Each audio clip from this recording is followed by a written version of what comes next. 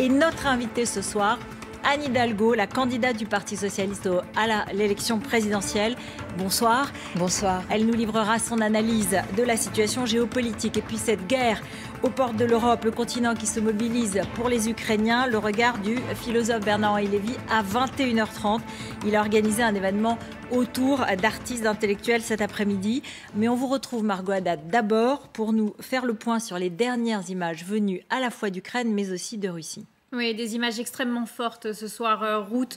Regardez cette colonne militaire de chars russes qui se dirige vers Kiev et qui est pour le moment bloquée. Ce sont les informations du Pentagone. Ce soir, les militaires russes seraient tombés en panne d'essence juste en dehors de Kiev. Selon Washington, les Russes seraient en train de repenser leur stratégie. Le Pentagone estime qu'à ce stade, environ 80% des 150 000 militaires massés ces derniers mois à la frontière ukrainienne sont entrés en Ukraine. Leur avancée est cependant beaucoup plus lente que prévu. Les troupes terrestres auraient déjà dû être à l'intérieur de Kiev ce soir. Kiev qui a été bombardé aujourd'hui. Regardez ces images de la tour de la télévision ukrainienne touchée par un missile au nord de la ville. On déplore ce soir 5 morts et 5 blessés selon le ministère de l'Intérieur ukrainien. Les chaînes ne vont pas fonctionner pendant un certain temps, mais des canaux de secours vont être mis en place pour permettre aux chaînes de continuer à diffuser pendant ce temps critique. Et aujourd'hui encore, des civils continuent d'essayer de quitter la ville. La situation semble critique également dans la banlieue de Kiev, à seulement 20 minutes du centre-ville.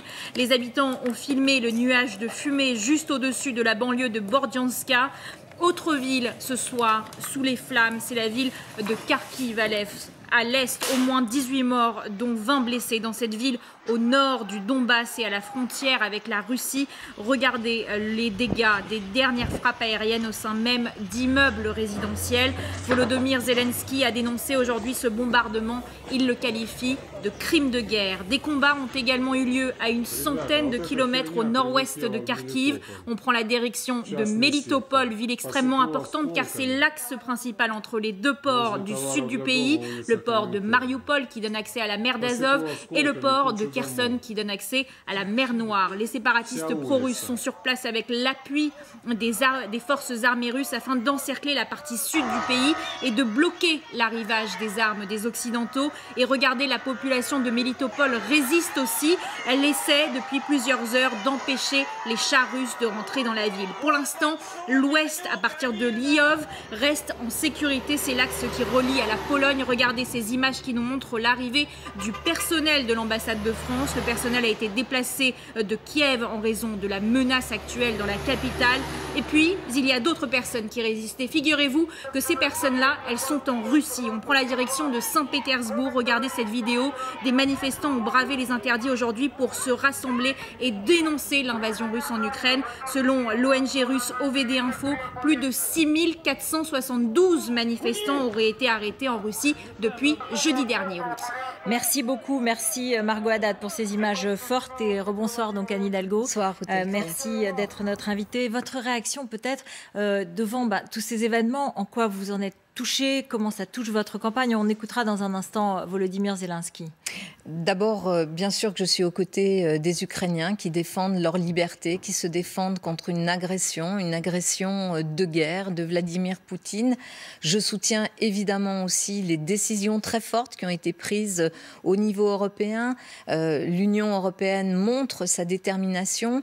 Je soutiens aussi, et je veux dire vraiment que la décision allemande est aussi une décision historique qui marque un pas vers cette Europe aussi de la défense que nous devons construire. Renforcer son armée, on va y revenir. Je soutiens bien sûr toutes les mesures qui ont été décidées au niveau national par le gouvernement français pour bloquer les comptes, pour mettre en place tout cet arsenal par rapport à la situation économique et s'en prendre aux intérêts des oligarques russes. Et puis je suis en lien avec avec le maire de Kiev, Vitaly Klitschko, que j'ai eu en fin de matinée, qui est aussi, à l'image du président Zelensky, une personnalité de courage qui se bat, qui est au milieu de sa ville, au milieu des habitants, qui organise la résistance, qui m'a dit, Anne, dis-leur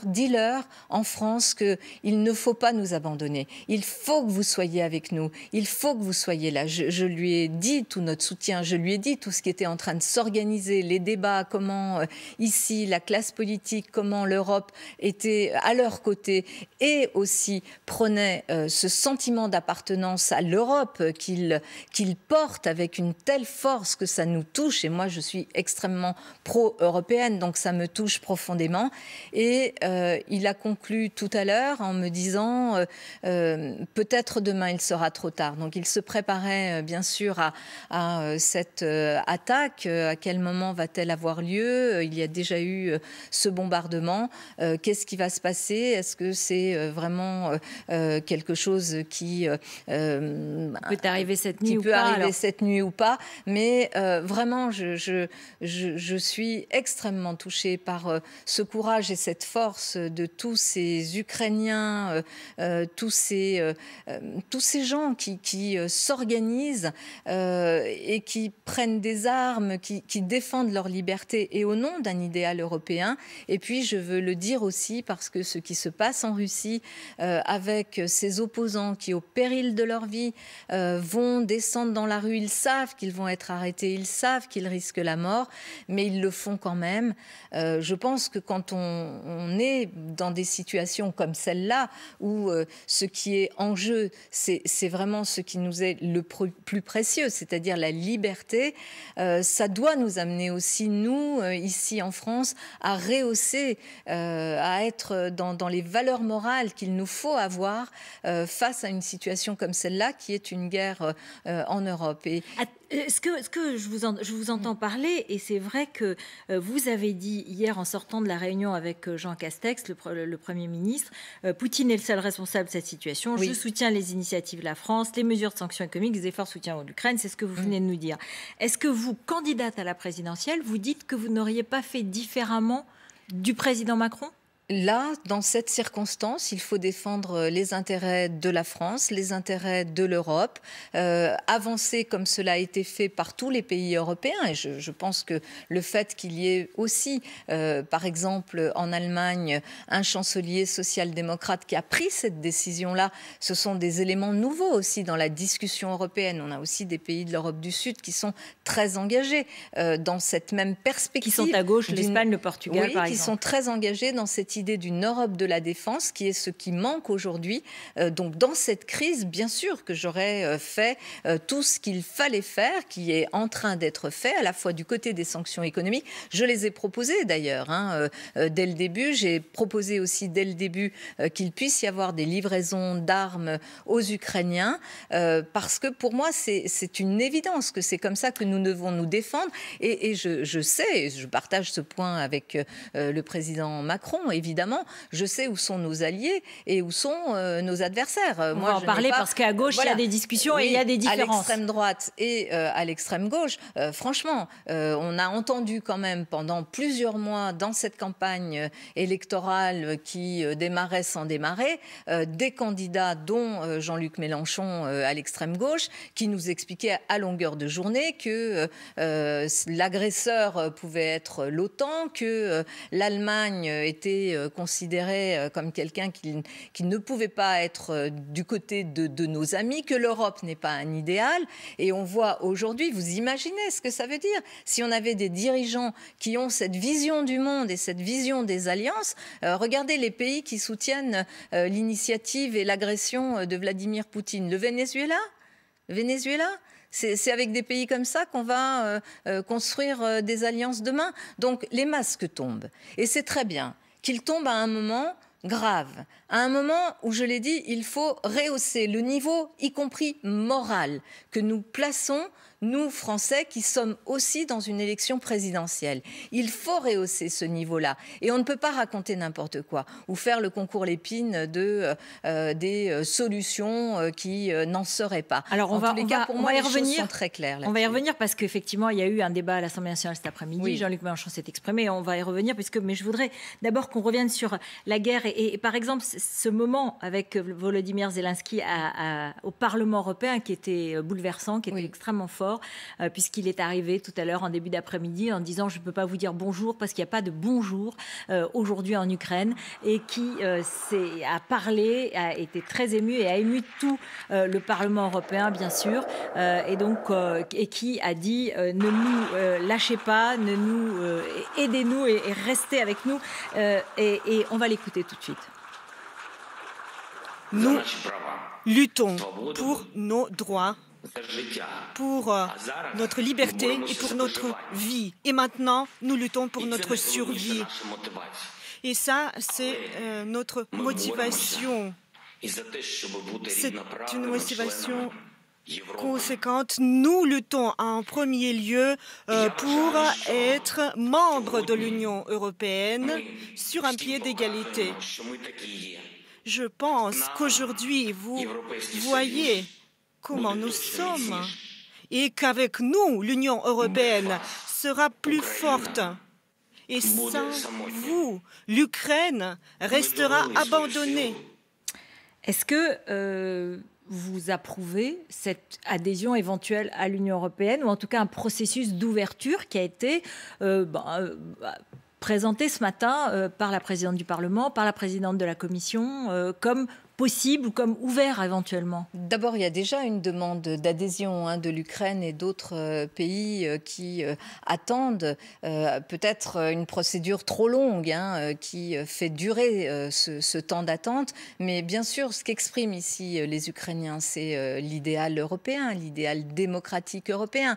Et quand on voit la façon dont Moscou les a traités, quand on voit cette agression, les mots utilisés par Poutine, qui parle de dénazification, qui parle de génocide. Évidemment, comment voulez-vous que les Ukrainiens considèrent que leur avenir puisse se faire de l'autre côté? Donc bien sûr qu'ils viennent vers l'Europe, qu'il faut les accueillir dans des procédures qui doivent bien sûr être respectées. Mais là, pas d'urgence et pas d'adhésion d'urgence ou pas de précipitation pour autant. Il n'y a pas de précipitation, mais il faut accueillir cette demande qui sera aussi une demande. Il y aura un avant et un après ce 24 février et l'invasion par Poutine de l'Ukraine. Un avant et un après pour la construction européenne. Un avant et un après pour ces peuples qui demandent leur adhésion, et notamment l'Ukraine, avec ce courage qui est le leur et cette mise en danger de leur vie pour entrer, pour adhérer, pour être inscrit dans cet idéal démocratique européen que je partage évidemment avec eux. Oui, c'est ce qu'il a dit, le président. Il a dit, bien sûr, nous avons cette envie, ce besoin et cette envie d'adhérer, mais nous ne savions pas à quel point, à quel prix bien sûr ce serait et quel prix allaient payer les Ukrainiens pour cela. Comme si, ils étaient en train de mourir ou en train de se battre en leur pays pour obtenir cette adhésion.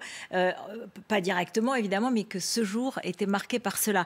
Est-ce que lorsque l'Union européenne décide de livrer des armes, d'acheter des armes, de les livrer, vous approuvez cela? Est-ce que vous pensez que la France devrait aller plus loin et éventuellement être sur une forme de terrain de combat auprès des Ukrainiens? Non, ça ne peut pas être une position ni unilatérale, et surtout il faut aussi aller vers un cessez-le-feu et il faut se garder aussi des voies diplomatiques. Et la France Vous approuvez le dialogue avec Vladimir Poutine d'Emmanuel Macron, par exemple? Il faut de toute façon continuer à dialoguer, à discuter, à avoir les concertations, comme il y a eu hier aussi entre deux émissaires de l'Ukraine et de la Russie, bien sûr qu'il faut aussi avoir cette voie-là, même si personne ne sait aujourd'hui ce que veut véritablement Vladimir Poutine.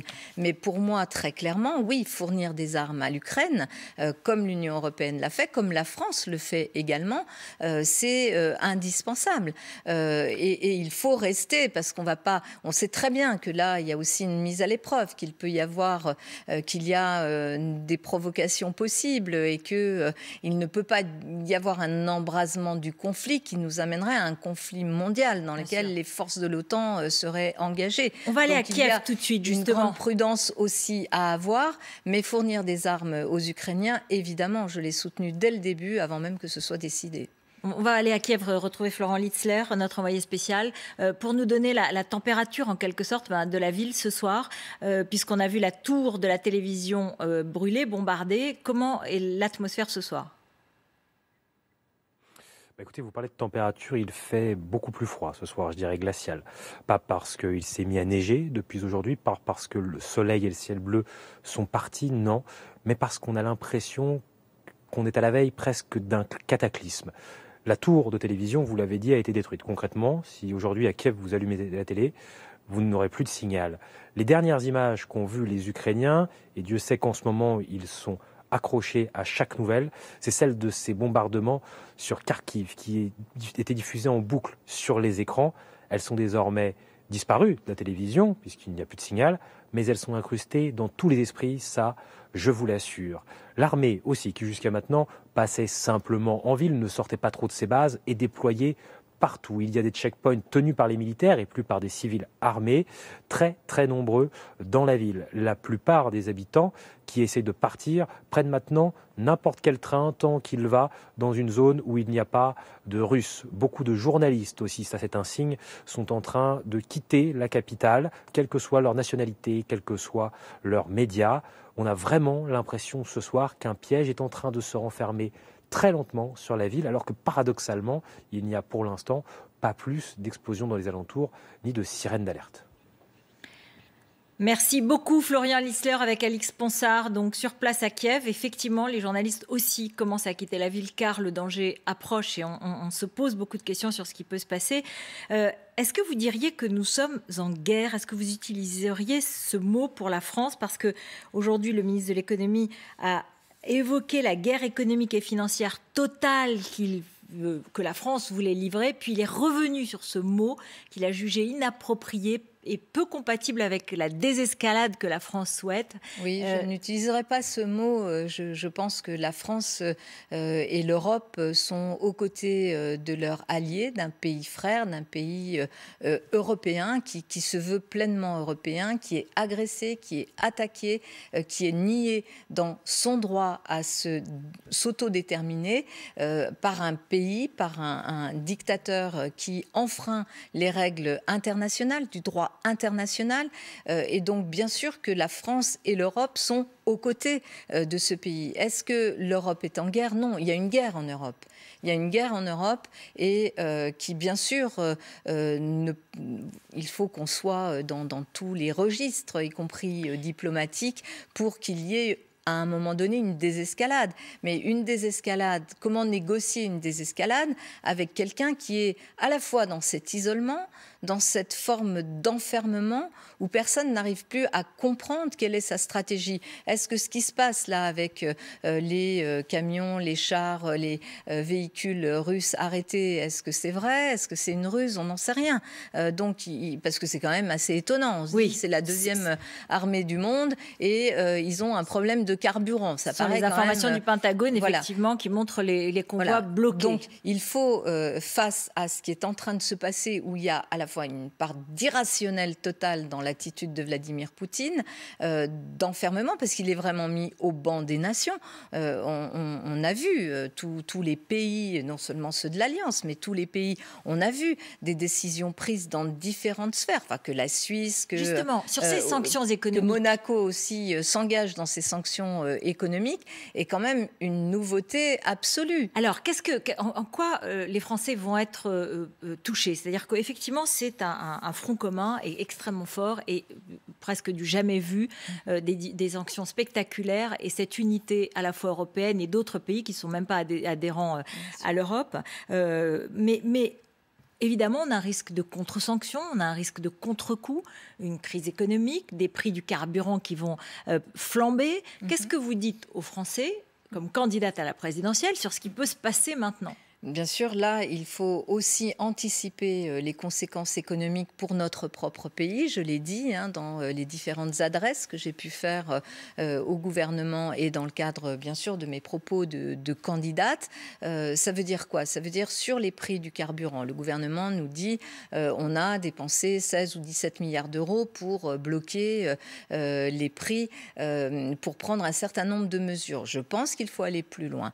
Par exemple, sur la question de l'essence, je le dis même avant ce conflit, que la mesure la plus efficace, parce que c'est celle qui concernera tous les Français et notamment les Français de la classe moyenne, c'est une mesure notamment de baisse de la TVA, passer la TVA sur l'essence à 5,5, c'est-à-dire comme un bien de première nécessité. Je pense que c'est ça la mesure qu'il faut prôner. C'est vrai que ça coûte cher, mais les mesures de chèques qui ont été mises en place, de chèques essence, etc., ne concernent que très peu de Français et en général pas les classes moyennes. Donc là, c'est quelque chose qu'il nous faut poser. Il faut aussi anticiper la question, notamment pour les entreprises, parce que vous avez des entreprises. Alors j'ai entendu le ministre de l'économie qui dit au cas par cas, on va regarder. Je pense qu'il vaut mieux éviter de regarder au cas par cas et de prendre vraiment secteur par secteur les activités qui vont être très impactées par la hausse du prix du gaz et de l'énergie et d'ores et déjà mettre en place pour ces entreprises une forme de bouclier plus puissant que ce qu'on connaît aujourd'hui. Et puis il y a la question des céréales. Il y a la question de l'augmentation du prix des céréales. On sait qu'aujourd'hui la tonne est autour de 340 €, ce qui est considérable par rapport à d'habitude, enfin en tous les cas en temps normaux, elle serait autour de 200 et quelques euros.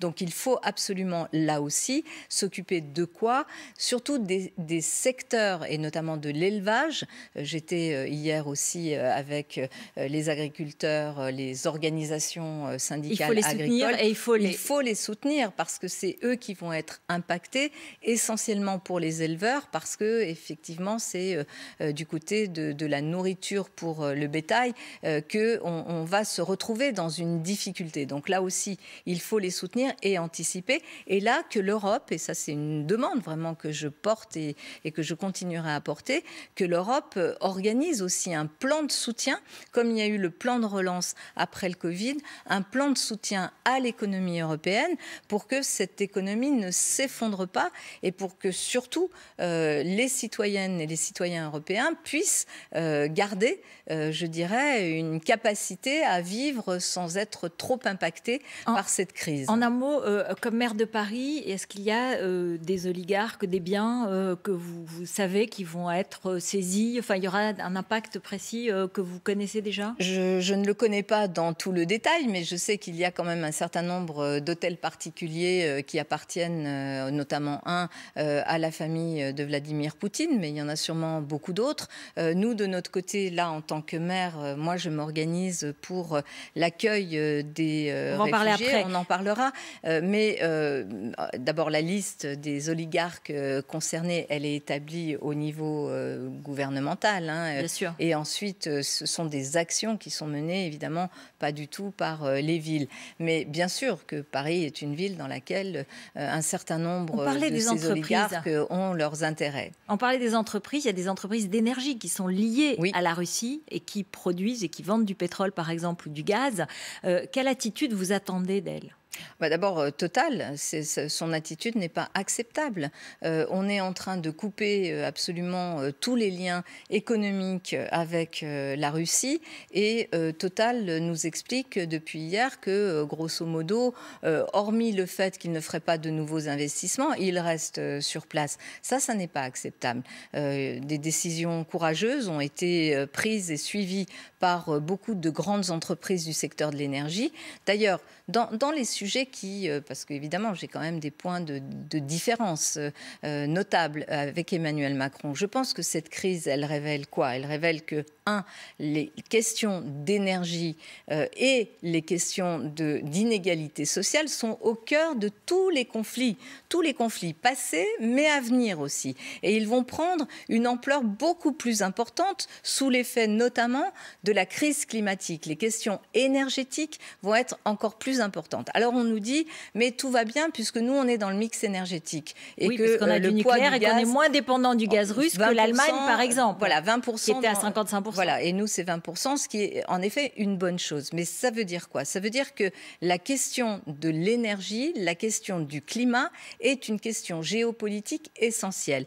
Par exemple, un point sur lequel Emmanuel Macron a abandonné ce terrain-là, c'est ce terrain de la diplomatie climatique qui est fondamental par rapport aux conflits à venir et par rapport au leadership que la France peut avoir et avait dans le monde, notamment après l'accord de Paris. Donc oui, si j'étais présidente de la République, après cette crise et même pendant cette crise, je reprendrais le flambeau de l'accord de Paris et de cette diplomatie climatique qui est le seul moyen de pouvoir essayer d'anticiper et d'empêcher des conflits à venir liés notamment à la question des énergies. On parlait des réfugiés, justement, on va en parler parce qu'il y a eu une soirée, une après-midi de soutien aux Ukrainiens qui a été organisé au Théâtre Antoine, notamment par BHL, Bernard-Henri Lévy, qui sera notre invité tout à l'heure. Paul Laroutourou, pardon.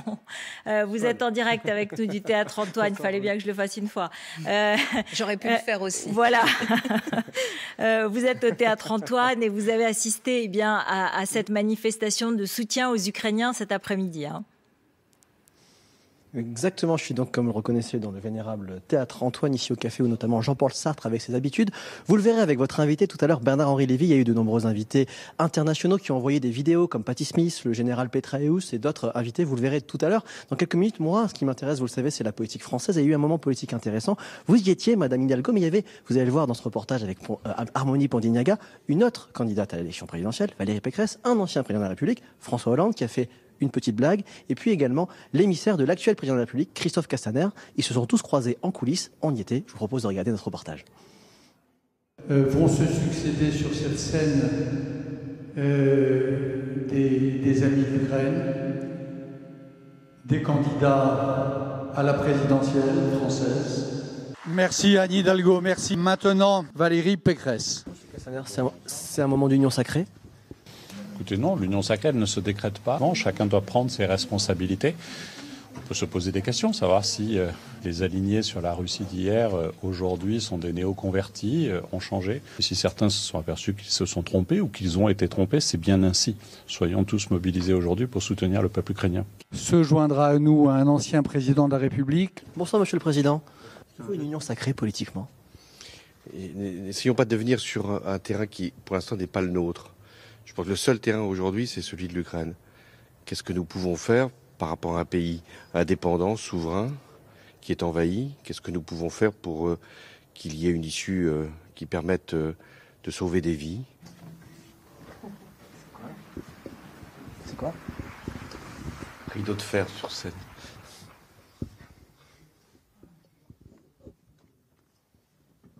Vladimir Poutine ne connaît que le rapport de force.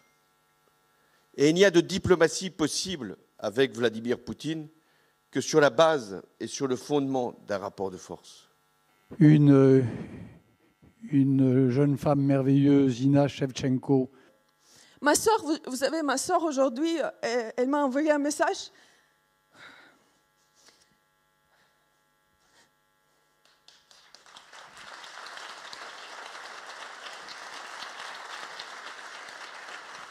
Elle m'a dit, tu sais, Ina,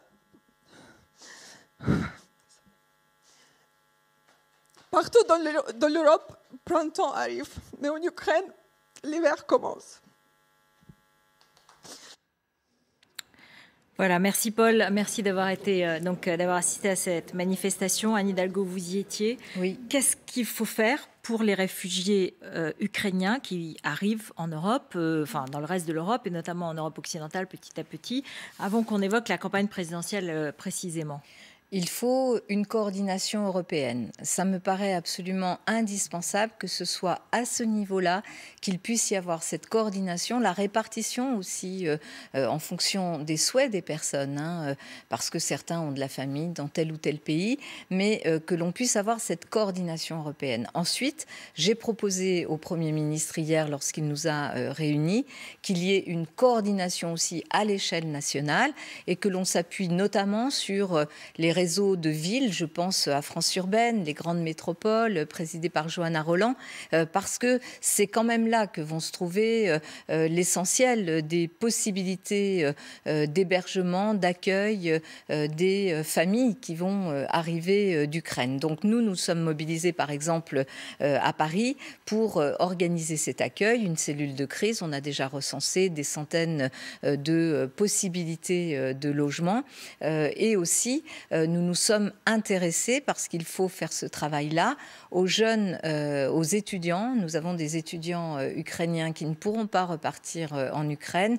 Nous avons des personnes qui étaient ici en voyage ou qui visitaient leur famille et qui ne pourront pas repartir. Donc prendre aussi, je dirais, soin de ces personnes qui, ukrainiennes, sont sur notre sol. On débloque d'ailleurs 1 million d'euros pour venir en aide aussi aux Ukrainiens qui sont confrontés à la guerre sur place. Donc voilà, de la coordination européenne indispensable et puis ensuite un accueil organisé. La présidentielle, est-ce que vous êtes fâché qu'Emmanuel Macron ne soit pas encore déclaré candidat? Moi, je n'ai pas à me fâcher. Vous savez, je pense que surtout ce qu'il nous faut, c'est avoir une présidentielle. Nous sommes dans ce contexte de guerre en Europe, nous sommes dans un contexte de crise internationale. Bien sûr que cela impacte la campagne présidentielle, d'abord parce que nos concitoyens ont à l'esprit ce qui est en train de se passer. Il y a un risque qu'il n'y ait pas de débat, il y a un risque qu'il n'y ait pas de campagne, c'est votre inquiétude? Alors c'est mon inquiétude comme celle de beaucoup de démocrates qui se disent on ne peut pas passer à côté de cette élection ou enjamber cette élection, parce qu'une élection présidentielle pour un pays n'importe quel, mais comme le nôtre qui n'est pas n'importe quel pays, c'est bien sûr se dire quelle est l'orientation qu'on prend, quels sont les choix en matière économique, en matière d'emploi, en matière Donc vous l'appelez à faire des débats, vous l'appelez à sortir de son statut de président en guerre quand même. J'appelle surtout que collectivement, les candidats, les médias, nous soyons à la hauteur du moment. Et être à la hauteur du moment, c'est poser les enjeux de l'orientation que la France doit prendre. Regardez, on ne découvre pas, on savait les positions des deux extrêmes droites et de Jean-Luc Mélenchon pour l'extrême gauche sur le plan international. Mais on voit aujourd'hui que ces positions-là pourraient avoir des conséquences dramatiques si ces personnes accédaient un jour au pouvoir dans notre pays. Donc ça veut dire qu'il faut bien poser de façon très rationnelle, très documentée, argumenter les éléments d'un débat où on ne peut pas passer sous silence la question des inégalités qui est en train de miner notre pacte social, notre démocratie et qui est une véritable crise majeure. Vous savez que pour la première fois dans le monde, la famine revient, en tous les cas progresse dans un certain nombre de pays. Vous savez, sur la question climatique, juste je finis si vous permettez, sur la question climatique, le rapport du GIEC qui a été donné hier montre quand même l'état alarmant de la situation. Et puis nous avons une situation de démocratie en France qui, quand même, pour beaucoup de nos concitoyens, est un peu au bout du rouleau et aspire à ce que la démocratie respire. Ces sujets-là, ces trois crises sociales, environnementales et démocratiques ne peuvent pas être passées sous silence. Parce que qu'est-ce qui se passerait ? Donc vous dites à Emmanuel Macron, il faut faire un débat. Quoi qu'il arrive dans les semaines qui viennent. C'est un débat, c'est avoir l'espace médiatique et politique pour pouvoir débattre avec tous les candidats, lui compris, et bien sûr avoir la possibilité de poser. On peut avoir un débat serein, on peut avoir un débat sans s'insulter. On n'est pas obligé de faire un cirque. Ce qu'on a vu depuis 6 mois, c'est du cirque. Là, on peut se poser. Il y a des enjeux Écoutez, Jean-Luc Mélenchon, il s'est exprimé importants. cet après-midi à l'Assemblée nationale sur l'Ukraine. Justement, je voulais votre réaction. Je regrette que l'Union européenne ait décidé de, je cite, fournir des armements nécessaires à une guerre.